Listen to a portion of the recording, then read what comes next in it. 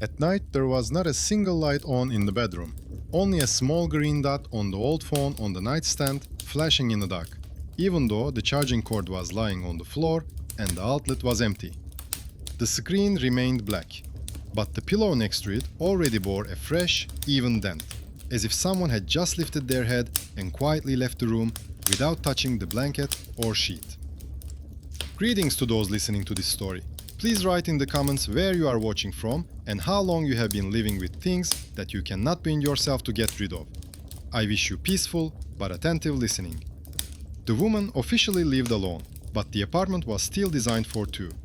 The documents, receipts, and certificates now listed only one owner, but in reality, half of the space still belonged to a person who was no longer there. His shirts hung in the closet, his shoes stood on the shelf in the hallway, and neatly folded packs of medicine lay in the top drawer of the dresser. And next to her pillow, every morning, there was a new, fresh dent, as if from a heavy head resting in the same place all night. Leaving this apartment seemed like betrayal to her. She and her husband had worked too long to build their home, saving on vacations, food, and clothes, refusing to make unnecessary purchases in order to pay for their housing. He liked to repeat that at least no one would take their home away from them. After the funeral, his relatives cautiously hinted that it would be better for her to sell everything and move closer to her relatives, where they would help her.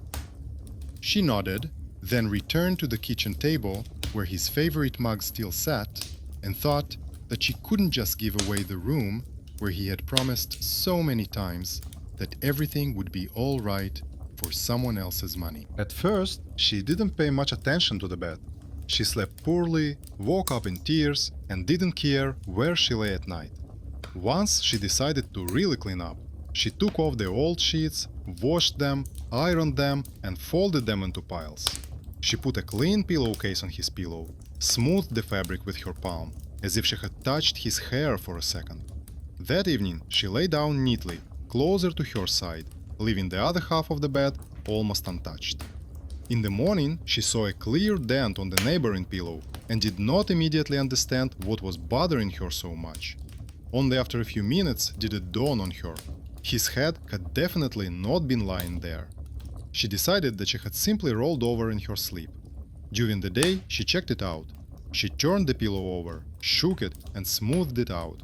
The next day, the picture repeated itself, but more clearly. Her own pillow was crumpled as usual, but the one next to it had a smooth indentation in the center. Too symmetrical, too regular for a random fall. She stood there, pressing her fingers into the fabric, and felt a faint warmth, as if someone had just gotten up. A few days later, a smell was added to the dent. A faint trace of tobacco, which she recognized immediately. All her life she had hated cigarettes and fought her husband's habit. She hid packs, scolded him, aired out the kitchen several times a night. After his death, she threw out the ashtrays, took down the smoke-yellowed curtains, washed the walls, and thought the smell was gone forever. Now, in the mornings, the bedroom was filled with a familiar heavy scent, especially when she opened the window. Fresh air rushed in, and a warm, acrid cloud rose from under the pillowcase, which should not have been there. She tried to explain it all rationally. There was a neighbor living above them who constantly went out onto the balcony with a cigarette, and the smoke could drift down, enter the frame, and settle on the fabric. The dents could be attributed to her own movements in her sleep. She even once lay down almost exactly in the middle, stretching her arms out on both pillows so that in the morning she could see how they would crumple. She woke up with a pain in her neck, moved away, and saw that her half was crumpled into a lump, while the other half was again an almost perfect circle, as if from a head, only slightly closer to the headboard than her own should have been. She remembered a conversation with her neighbor, who whispered in the first days after the funeral that it was not worth changing the deceased's bed right away.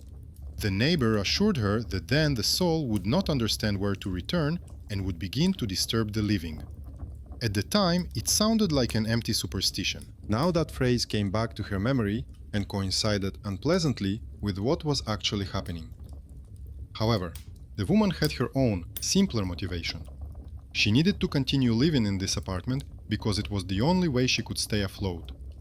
She worked from home, typing texts, proofreading instructions, and transcribing other people's notes. This job came to her even before the funeral, when it became difficult for her husband to constantly go to work. Now her small income covered utility bills and food on one condition: zero rent. Any move would upset the fragile balance. The fear of losing her home and the remnants of her familiar life was stronger than the incomprehensible mysticism. In the evening, she decided that she could no longer rely solely on her feelings. To calm down, she needed to see that the dent was caused by her own fussiness. She took an old smartphone out of the drawer, one that hadn't been connected to the network for a long time, deleted all the previous data, turned on the camera, and placed the phone on the nightstand so that both pillows were in the frame. The battery was enough for the night, and she deliberately did not plug it into the outlet so as not to worry about the wires. The very decision to leave the camera on seemed like a line she was crossing. As long as she didn't check, she could assume that it was all due to nerves. That night, she dreamed of her husband, and in the morning she saw marks on the bed. If the recording showed that she was rolling around in bed herself, then stress and insomnia were to blame. If, however, the dent appeared on its own in the video, she would have to admit something that could not be written on any receipt or medical certificate. She tossed and turned for a long time, listening to the noises in the hallway. Someone was bustling about in the kitchen behind the wall, and her body reacted to every rustle. At one point, she even thought she heard the bed respond with a familiar creak which used to accompany her husband's every movement when he turned on his side. Sleep overtook her closer to dawn. The last thing she remembered was the green dot of the camera still glowing in the dark. In the morning, the bedroom smelled of tobacco again, and there was the familiar dent in the pillow next to her. She walked around the apartment for a few minutes, trying to delay the moment when she would have to watch the recording. She made tea, opened the work document, read the same paragraph several times, and didn't understand a word.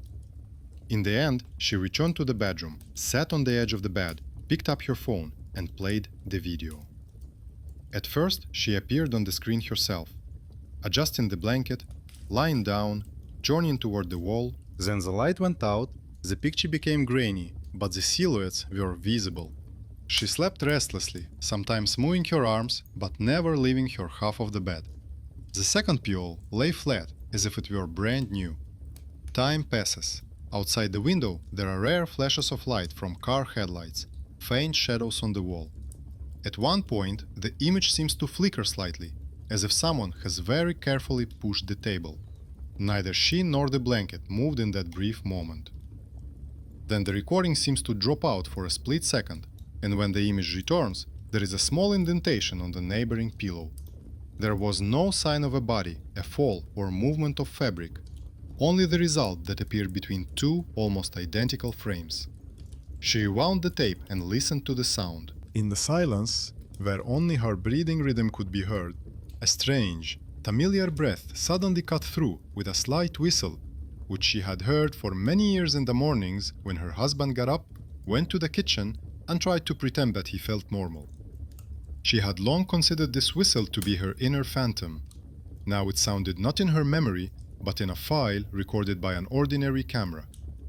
She looked at the pause, where a small but distinct dent was still visible on the screen, and remembered their last evening together. An unfinished conversation, unspoken phrases, the old habit of not going to bed while still arguing. Then she got tired, went to the bedroom early, left him alone on the sofa in the living room, confident that they would talk everything through in the morning. The morning came with a strange phone call and strange words. Now the nighttime recording made the feeling of incompleteness almost tangible, like a dent in a pillow that didn't disappear even when she smoothed the fabric with all her might. All day long, she tried to convince herself that the recording could be explained by a technical glitch. The camera could have frozen briefly. The sound could have been superimposed from another file. The microphone could have picked up extraneous noise from the stairwell. She went over these versions in her head as she typed up other people's instructions and reports, and each time that short segment popped into her mind, where her own breathing on the recording suddenly split into two different rhythms. Towards evening, she decided to approach it as a task rather than a nightmare. She found an old flash drive, connected her phone to her laptop, downloaded the file, and checked the creation time and size. Everything looked normal. The recording was continuous and the duration matched the clock on the wall that she saw in the darkness at night, counting down every minute until dawn. She moved the video to a folder next to her other work files and at some point felt a strange connection. The instructions she was correcting for money were clear and confident. Her own life did not fit into these strict lines. She tried watching the recording frame by frame. In one frame, the pillows were flat. In the next, a dent had already appeared on the neighboring one. No translucent figures, no movement of fabric, only the result. She remembered old stories about how people avoided changing the position of things immediately after a funeral, afraid of disturbing the memory. At the time, she thought it was naive. Now she sat in her own bedroom and mentally noted the first recurring details on a piece of paper. The nighttime dent, the smell of tobacco, the strange whistling of breath, the flashing green indicator on the phone, which shouldn't have been lit without charging. At some point, she showed the recording to a living person. Her neighbor, the one who had talked about omens on the first day, stopped by in the evening with a bowl of soup and cautious interest in her eyes. The woman didn't want to scare the old lady, but her own silent fear got the better of her. She played the video and handed her the laptop. The neighbor watched more closely than she expected, asking several times to rewind, listening intently to the rustling sounds. Then she returned the laptop and noticed that the second line of breathing always began at the moment when the hands of the wall clock approached the hour when her husband died. She did not say this out loud, but simply nodded at the dial and said that some things are tied to time more strongly than to people. This phrase unexpectedly shifted her inner boundaries. The woman realized that until now she had been trying to pretend that everything that was happening was just her grief. But now, in addition to her personal emotions, there was something that could be recorded: sound, image, time. She even wrote it down on a piece of paper. The dent, every time, tobacco, in the mornings, breathing. Closer to that very hour, the indicator flashing, when the outlet was turned off. It turned out to be almost a table, dry like the work files she edited every day. This same habit of order prompted her to take the next step, which was a real escalation. She decided to change the very object around which everything revolved. In the evening, she took the pillowcase off his pillow, took a new one out of the closet, still with the store sticker on it, stuffed another, firmer pillow, and put it in its place. She didn't throw the old one away, but took it to the storage room, deep behind boxes of old documents and winter shoes, as if trying to hide the very possibility of a return to its former shape. Before going to bed, she checked again. Both pillows were flat. The bedspread was pulled tight. The phone was back on the nightstand, but she didn't turn on the camera. It seemed that yesterday's recording was enough. Now she would check another parameter. Would anything change if she removed the most obvious point of attraction?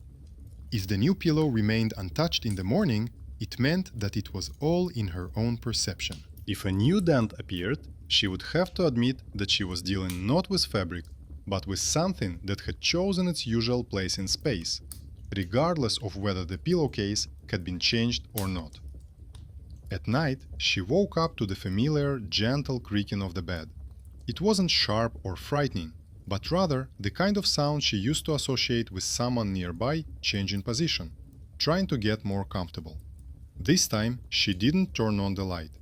She lay still, counting her heartbeats and listening to the pauses between them.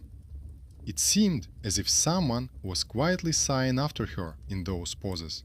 She even reached out mechanically toward the empty half of the bed, but stopped halfway, not daring to touch the blanket.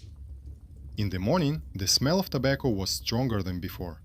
It didn't just linger in the air, but had soaked into the fabric of the pillows and bedspread, as if someone had been lying there all night, breathing and turning over in the same spot. She carefully pulled back the blanket and saw that her half of the bed was rumpled, as if after a bad night's sleep, and the new pillow on the other side had a clear, deeply indented dent similar in shape to the one she had seen on the old one for so many days.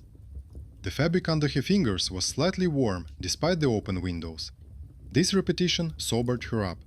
She could rearrange the furniture, change the covers, take the pillows to the storage room, but the main thing remained the same. Someone or something stubbornly returned to its place. She remembered how her husband once said that you get so used to a good mattress that any other bed seems foreign. At the time, it was a joke.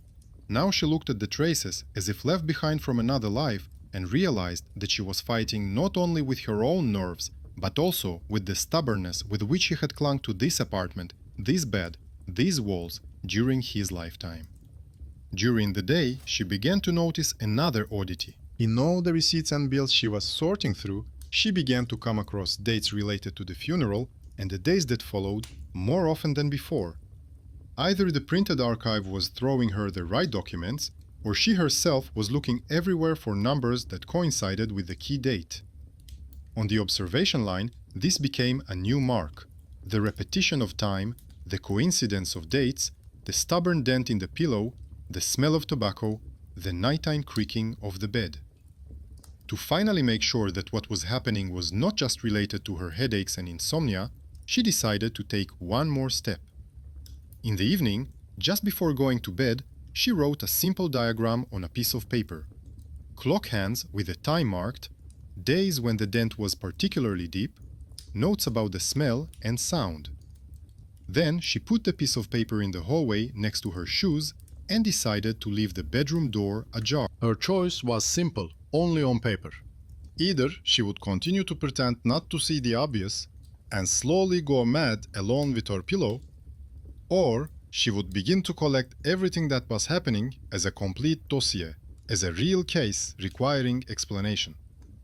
She chose the latter, not knowing that in doing so, she was letting another observer into her life, one who had long been accustomed to sitting nearby while she slept, waiting to be noticed.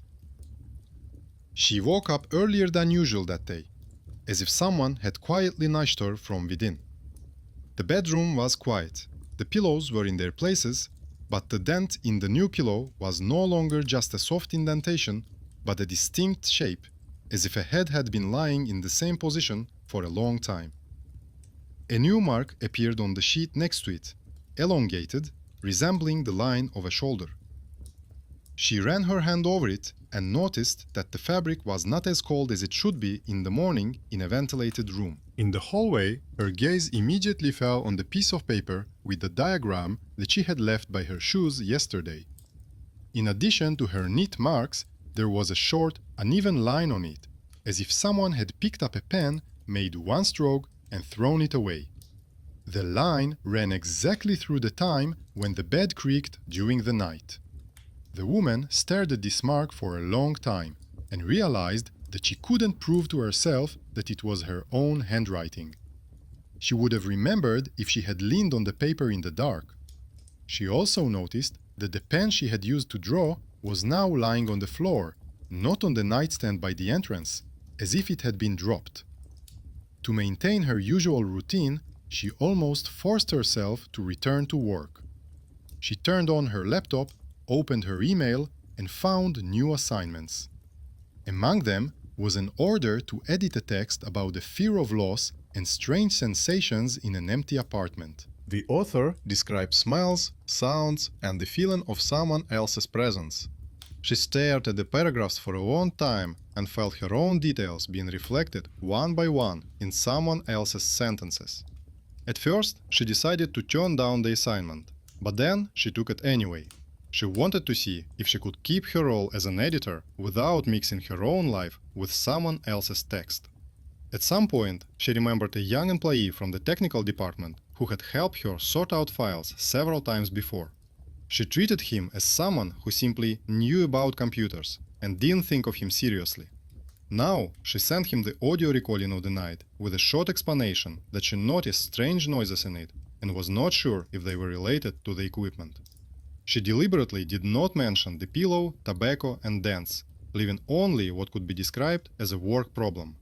The answer came in the evening. The technician wrote that he had listened to the recording using professional software, separated the tracks, amplified the quiet sections, and noticed that the second breathing rhythm was not chaotic, but even and steady, like that of a person asleep.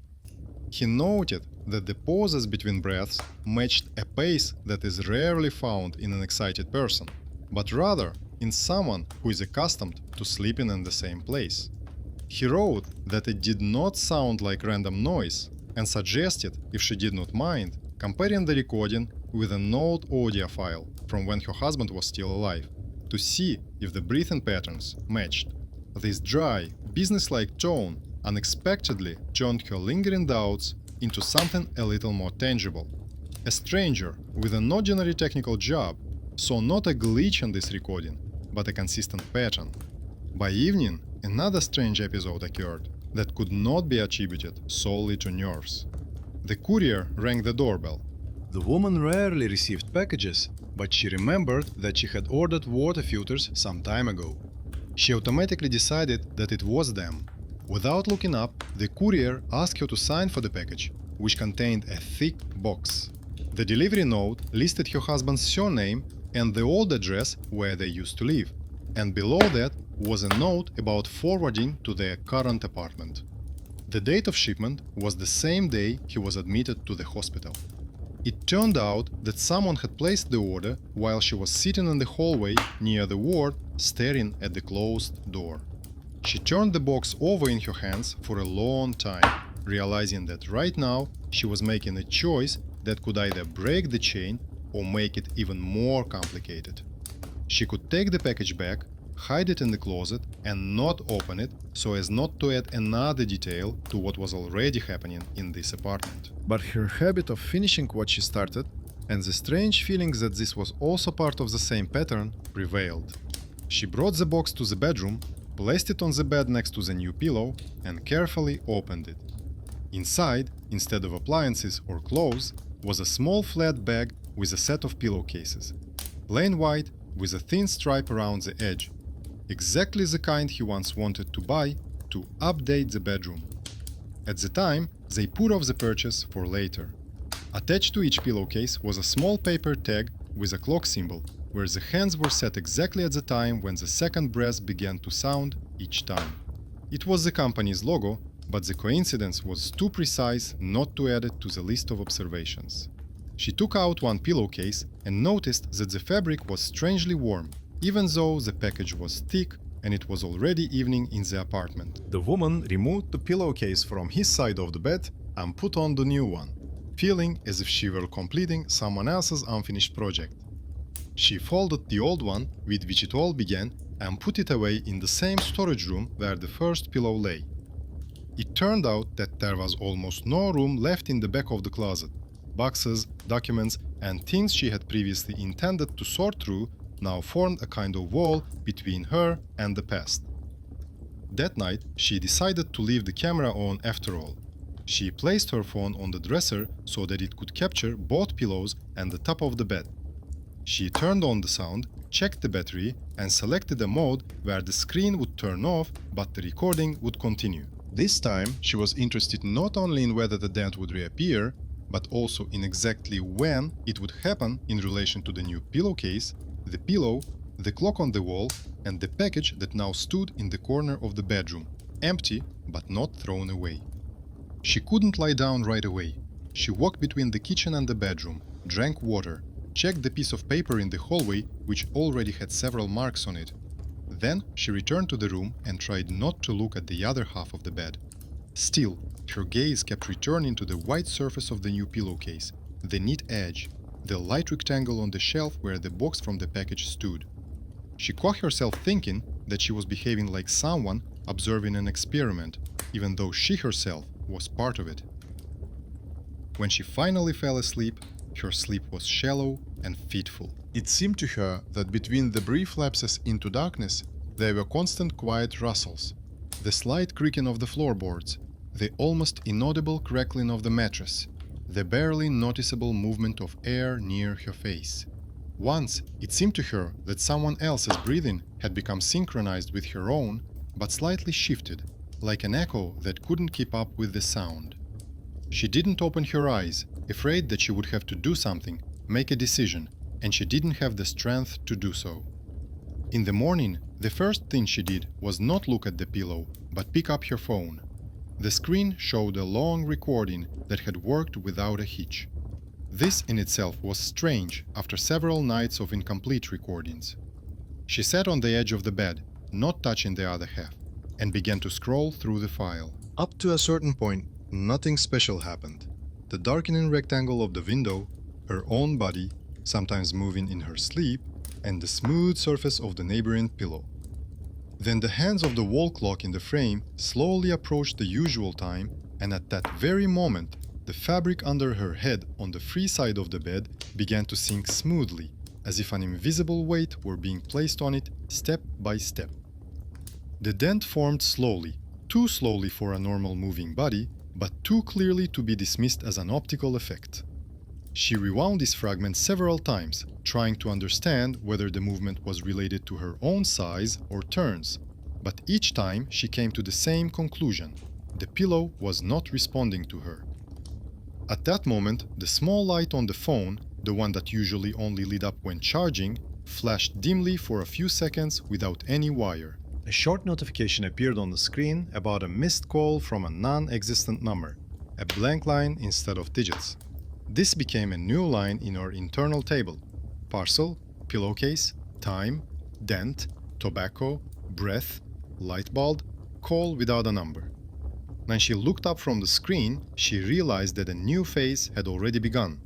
Now she had not only sensations and smells, but also a sequential record in which someone invisible, step by step, was taking their former place in this bedroom.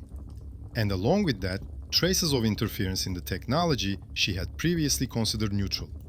It was no longer just grief, not just memory, but a strange but very persistent system in which someone else, besides her, clearly still considered this bed to be theirs. In the days that followed, for the first time in a long time, she acted not out of inertia, but according to plan. First, she sent the recording to the technician, adding a short note. It was a nighttime recording, and she was only interested in the strange movement on the pillow and the flash of the indicator. She expected a formal response, references to software glitches or filming peculiarities, but instead received a detailed message. The technician noted that the breathing on the recording remained virtually unchanged throughout the night, which is rare, and that the second rhythm almost exactly repeated the first, but with a slight delay, as if someone were adjusting to it. He reminded her that she had once mentioned an old recording for the doctor when they were checking her husband's snoring, and politely asked if that file had been preserved. This remark unexpectedly linked her nighttime fear to the past, which included the hospital, examinations, and an attempt to postpone what happened anyway. She couldn't bring herself to open the bottom drawer in her office where the flash drives and disks were kept. Each one was a small container of time that could never be returned to. Finally, she pulled out a small black flash drive with a sticker on it, on which she had written one word and the date preceding his hospitalization. She connected it to her laptop and found a folder with a short audio file in which the doctor asked her to record a few minutes of sleep. Listening to it was almost physically painful, but she played the file and let it play to the end. The breathing on the recording was as steady and slightly hoarse as she remembered. When she sent it to the technician, he replied almost immediately that the two recordings matched down to minor deviations, as if someone had tried to continue the same rhythm on another night and at another time. Then it was time for the papers. She took a folder with his documents out of the closet. There were bills, bank statements, and printouts of letters all mixed together. Among them, she found the order for those very pillowcases. The date of dispatch was the night she spent several hours at the door of the intensive care unit, and the note indicated that the customer had requested delivery after his expected discharge. It turned out that he had managed to place the order after all, hoping to return home and redecorate his bedroom. Now, this failed gesture was returning in a different form. The package arrived at the house after the funeral, coinciding with the first night's failure. She did not limit herself to personal findings. She went to the management company and asked for a printout of the elevator's movements over the past few nights, citing strange malfunctions. The elevator log showed that at the times when the bed creaked and the phone indicator flashed without charging, the elevator did not go up to her floor and the front door was not opened. This did not eliminate the heavy smell of tobacco and the dents in the pillow, but it did remove from the picture the real footsteps on the stairs, the shadow of a stranger under the door, and all the usual urban fears associated with nighttime visits. The technician's response was the very intervention she had not expected. He suggested comparing the two tracks with breathing, superimposing them on each other and slightly shifting them in time. The result was a strange pattern. At some point, the second breath stopped lagging behind and began to coincide with the first, and then both rhythms slowed down smoothly. He cautiously noted that at the point where the rhythms merged, the video showed the fabric on the pillow stopping its sinking and rising slightly, as if someone had sat down briefly and then left. The technician wrote that to him it looked like a fragment that could have an end if he didn't return to it every night and try to catch the same moment again. A simple thought from a man who was used to dealing with files rather than ghosts unexpectedly became a clue for her. Perhaps this was not an endless circle, but an unfinished episode that was begging to be completed. All the way home after that, she thought about what the end would mean for her. On the one hand, she wanted the smell of tobacco to disappear, for the pillow to stop looking in the morning as if someone had just left.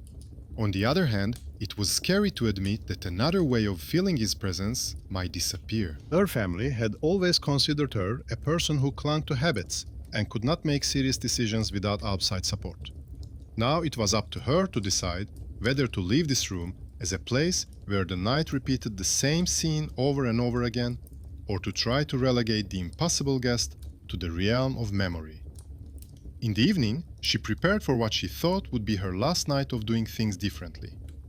She removed the new pillowcase from the second pillow and took the old one out of the closet, the one with the first dents. She pulled the cover off it, carefully straightened the fabric, and paused for a moment with her hand on the spot where the indentation most often appeared. Then she pulled the new pillowcase over the old one, as if joining two layers of the same object. She placed 2 cups of tea on the nightstand.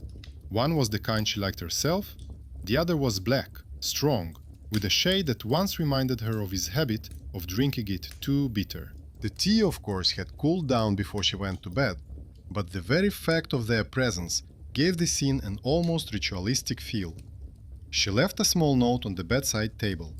After many attempts to find the right words, she wrote a short sentence in which she essentially said that she would try to cope on her own from now on, and that he no longer needed to stand guard by her side every night. It was not a conversation with emptiness, not an appeal to something undefined, but rather a note to herself, recorded on paper, which could be removed, torn up, or burned if desired. But she left the note between the cups. This time, she set her phone to a mode that completely disabled all connections. No network, no incoming calls, only the camera and microphone. She wanted to eliminate at least some of the random influences, to leave in the room only what was connected with her, this house, and the things that had long belonged to them. She lay down on her side of the bed and lay there for a long time with her eyes open, listening to the silence filled with everyday sounds. The occasional car on the street, the hum of the refrigerator, the faint tapping of a pipe in the wall. Gradually, these sounds receded, and the familiar sensation came to the fore again. Somewhere nearby, the weight of the mattress was slowly changing. This time, she did not jump up or reach for the light switch. She only noticed the sequence. First, the spring responded quietly. Then, the air nearby became warmer. Then, she sensed the slight smell of tobacco and dry ironed linen. At some point, it seemed to her that their breathing had really evened out. Their inhalations and exhalations coincided in tempo, and the difference between her own and someone else's ceased to stand out. Instead of acute fear, a strange feeling of appropriateness came over her, as if all this had already happened once before, and at night they were simply repeating a gesture to which they had been accustomed for many years. With this thought, she fell asleep. In the morning, the first thing she did was look at the second pillow. There was a dent in it, but not as deep as before, and not at the very edge, but closer to the center, as if the person was not going to get up and leave, but was simply lying quietly in his usual position. There were no new marks on the sheet, only a barely noticeable crease that looked more like a remnant of yesterday's touch than a fresh imprint. The smell of tobacco still lingered, but it no longer filled the entire space. It seemed to be stuck in one place, at the head of the bed. The phone showed a long file with no errors. She sat down on a chair by the window and began to watch the recording, already knowing at which point to stop. When the hands on the wall clock approached the familiar time, the fabric on the pillow began to sink gently again.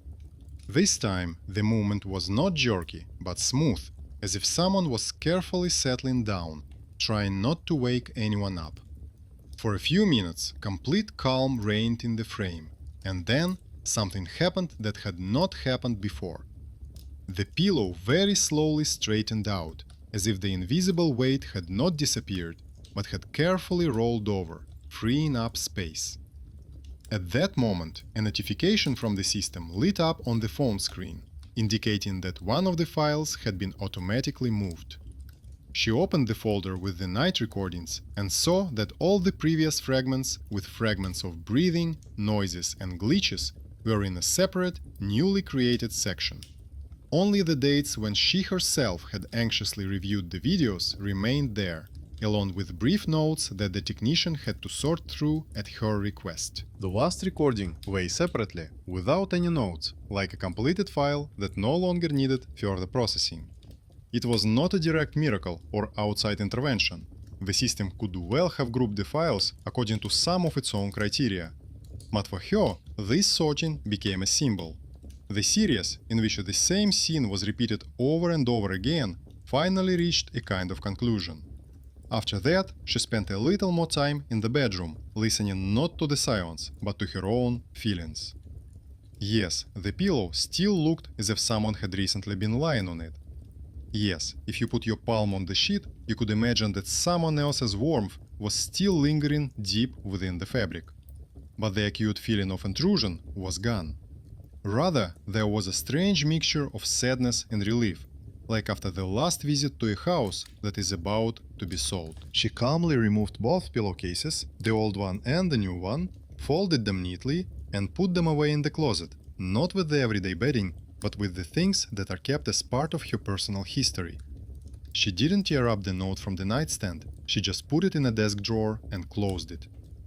She took the cups to the kitchen, washed them, and put them back, no longer separating his and hers. Then she opened the windows wide, letting the damp city air from the street into the room, air that contained no tobacco, no hospital corridors, no ritualistic nighttime footsteps. Quite unexpectedly for herself, she rearranged the bed so that she no longer mentally divided it into two halves. That evening, she bought new bedding and, for the first time in a long time, made the bed not exactly in the middle, but as if for one person who still remembers that two people once lay here. The fear that made her want to turn on the light at night did not disappear completely, but it changed. Instead of the feeling that someone invisible was returning to check if she had forgotten about him, she realized that part of her was clinging to the habit of checking the dent every morning, searching for smells, and noting the coincidences in time on a piece of paper. Now, this list of observations had been completed, and the invisible order by which the pillow sank and flattened had reached its logical conclusion. His things remained in her life, along with the flash drive with his breath, the order for pillowcases with the wrong date, and the strange camera recording, but they all gradually shifted from being a threat to being evidence that between life and what remains after it, there is not only emptiness, but also a short, frightening, yet honest period when someone still continues to occupy their place. And then she decided whether to leave that place open or to make the bed completely.